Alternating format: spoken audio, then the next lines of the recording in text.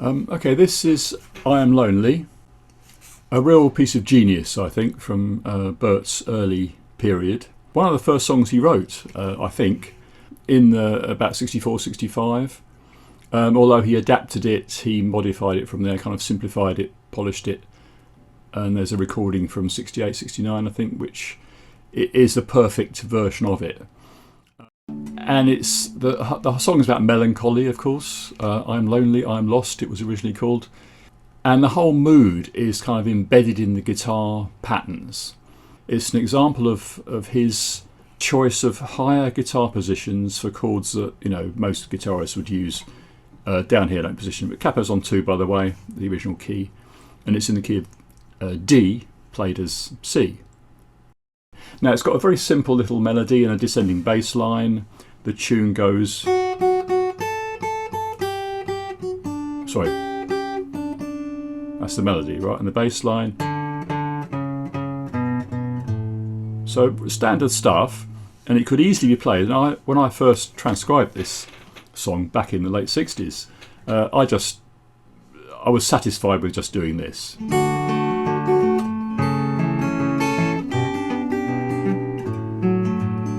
Works fine, doesn't it, for the first part of the melody.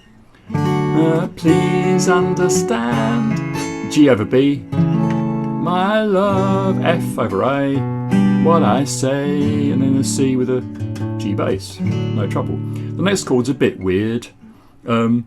Lonely goes to a B flat melody note, so it's a kind of G minor-ish C sus kind of chord.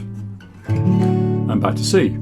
And the bridge goes somewhere different and goes up a lot higher, which is a giveaway as to the kinds of chords he's playing. So it goes something like, sorry,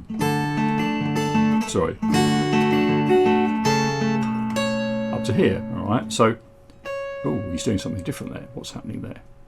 That was a kind of clue, which I didn't bother too much about at the time.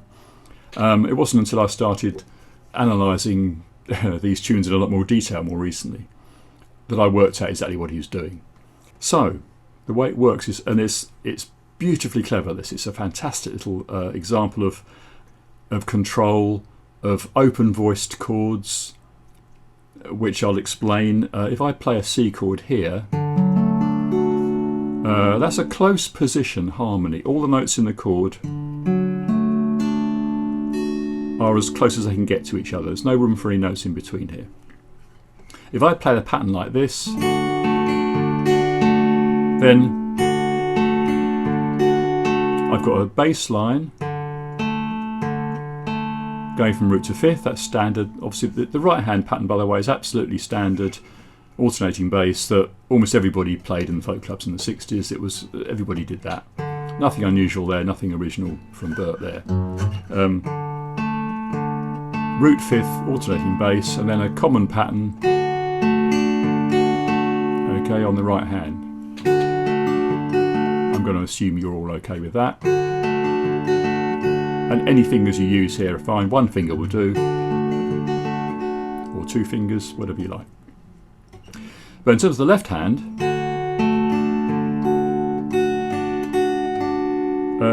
I'm picking the first 2 strings here. No problem. But I've got a superfluous C here. I don't need that. The tune is here. And then we've got this. Again, what's happening in between the bass and the melody is just filling in some other chord tones. Just because I can, because they're there under the fingers. Okay, the bass here could go, or any of those would work. It's all part of the G chord. But Bert was very careful to really strip it right back to the minimum and to open out the harmony. So he'd play the C chord like this. Sorry. Now what we've got here is a bass C. The G is here, so that's normal. That's an open fifth. And the melody, he's playing it on the 2nd string. It could be the 1st string, but I think it's the 2nd string. But in between now, he's got another G. right? So now the chord is just a C, 2 Gs and an E on top. There's no extra C in there, no superfluous C octave. Plus, of course, you get this nice drony G note in the middle. So it's a kind of cleaner sound than that. It's a subtle thing, but clearly a deliberate choice he made. And this became one of his favourite C chord shapes. So from there, he's going to this.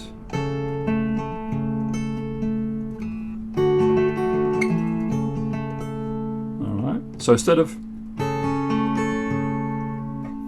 we've got keeping the 2 Gs there, taking the melody to here, 8th fret on the 2nd string, and the B bass on 6th string, 7th fret. I'm counting frets from the capo, of course.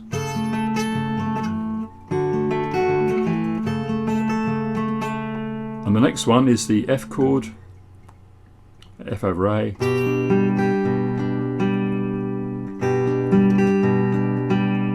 Again, that's almost the same as, in fact, it is the same. Same notes, okay, but because he's coming down from here, all right, it makes more sense to go here rather than go right back to there. But also, he's back on the middle 4 strings here. Okay. Now from here, it starts getting clever. Let me just get those first 3 chords again.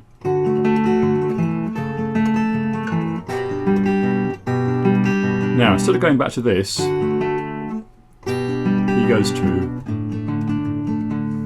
a bar on the 3rd fret. So it's the A form bar for a C chord, okay? But he leaves this, doesn't put the little finger down, just so he can get that D melody note in there. And then the bass now is going from the 6th string. So it's actually a kind of C power chord, really. There's just C's and G's in that. C sus2, if you like, with a D in there, if you want to name the whole thing. Now, what he does from here,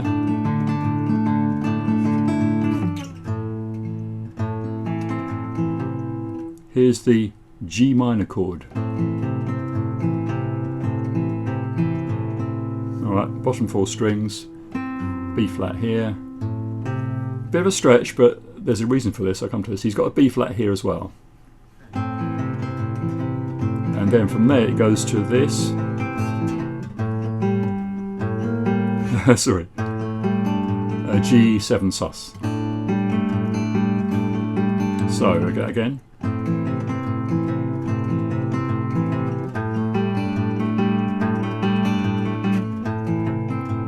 So it's the bottom 4 strings here to strings 6, 4, 3 and 2.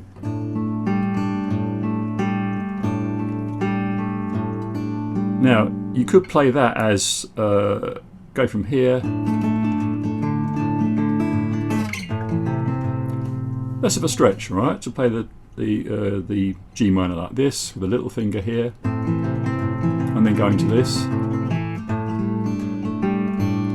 Right, that's easier, but you then don't get what he puts in there, which is a slide back to there. So the fingering is quite important here. Coming down from here, keep the middle finger on the bass.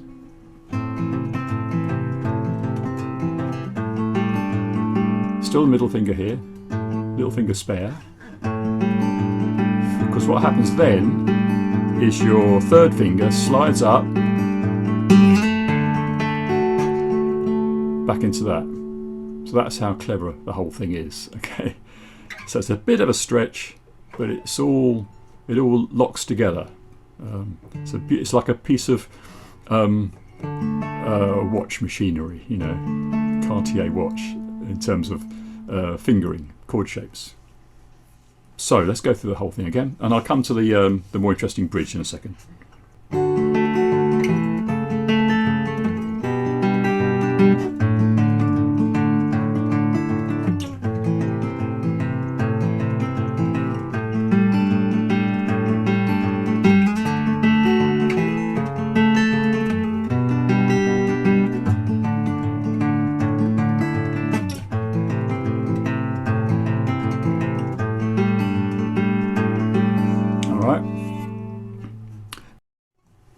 Okay, so the bridge then starts the same as the verse,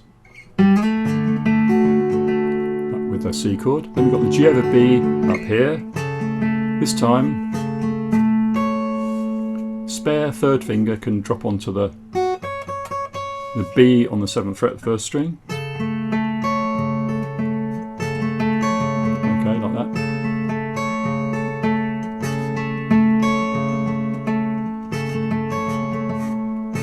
And then that flips to this F add 9 over C, which is... Okay, so that note doesn't come in straight away, but this is the shape. There's the first bar. So going from this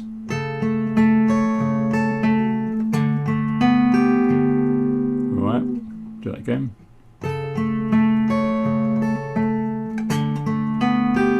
And then, yeah, put this lovely little C on the top there. Just that single one there. Back to... Now I'm figuring out this way. You could do that. Actually, no, turn this that way.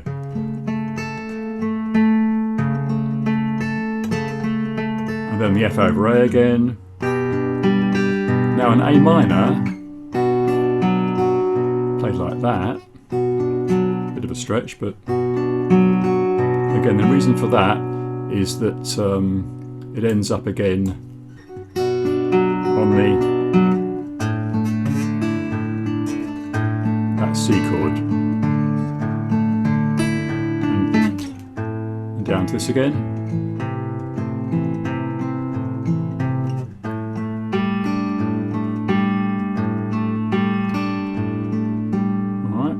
So let me go through that bridge once more.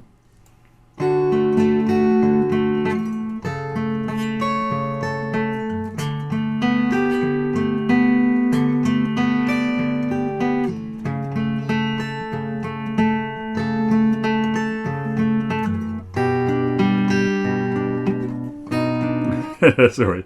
There we go.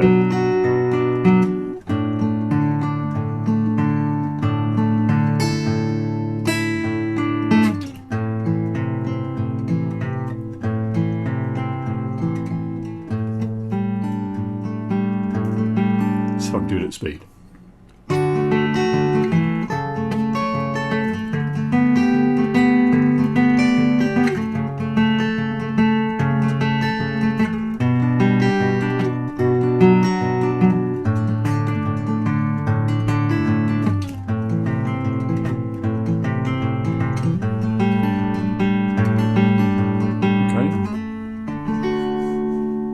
There we go. I am lonely.